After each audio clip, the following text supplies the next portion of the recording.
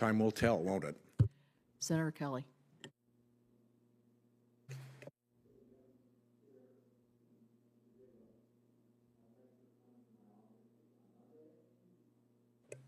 As we discussed, and as I discussed with Administrator Zeldin during his confirmation hearing, we're facing serious challenges when it comes to ozone non-attainment under the Clean Air Act.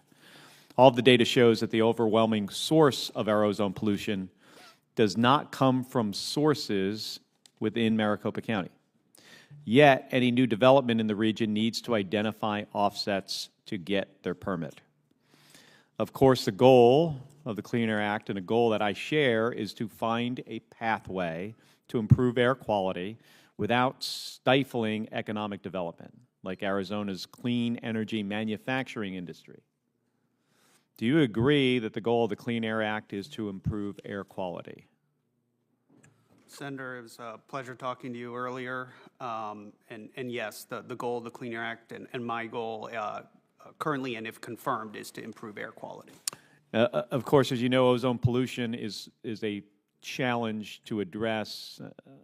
I know you know this, but for my colleagues here, can you just explain how ozone pollution forms and why regions like Phoenix are susceptible to ozone formation?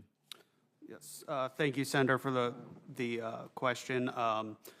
Nitrous oxides and other forms of emissions interact with the atmosphere and therefore create ground level ozone, which is can happen in smog, creates smog. With respect to the geographic nature of your state, that can increase that potential ground level ozone, especially if those, especially with potential emissions from outside of your state. Combination of, we've got nitrous oxide and we've got volatile organic compounds reacting with sunlight creates ozone. And the problem we have is a lot of this doesn't come from the Phoenix area. In fact, somewhere between 80 and 85% of the emissions come from outside of the region, yet when a new permit has to be issued, EPA requires emissions reductions that generate offsets or credits that can only come from within the region, even though the ozone is coming from outside the region, or the organic compounds, or the nitrous oxide comes from outside. So first, if confirmed, will you commit to making yourself and your staff available to work with my staff, other members of the congressional delegation, and our Arizona stakeholders to help us work through non-attainment related challenges? Yes. Second, without prejudging outcomes, will you commit to ensuring that the Region 9 office and EPA headquarters dedicate resources to quickly review any pending new source review permits in the region, ideally before we move into serious non-attainment? Senator, be happy, if confirmed in my current role, to work with Arizona on those issues.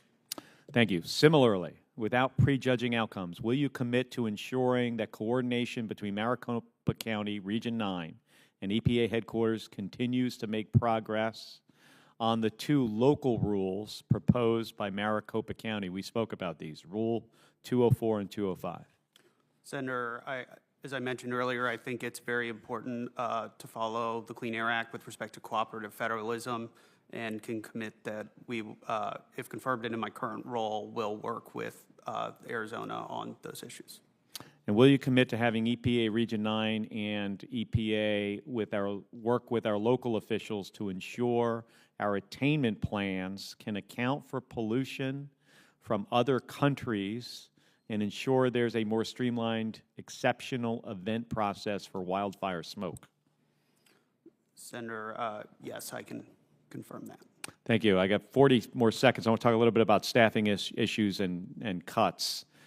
Mr. Szabo, I understand you haven't been a part of the staffing conversations in your current role. We spoke about that. But if you're confirmed, do you believe you could significantly reduce the number of staff in the Office of Air and Radiation and still keep the commitments you just made to me?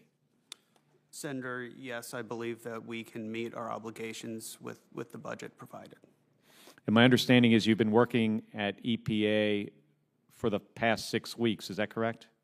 Since January 20th, yes. And so far, has your impression been that the air office is overstaffed or understaffed?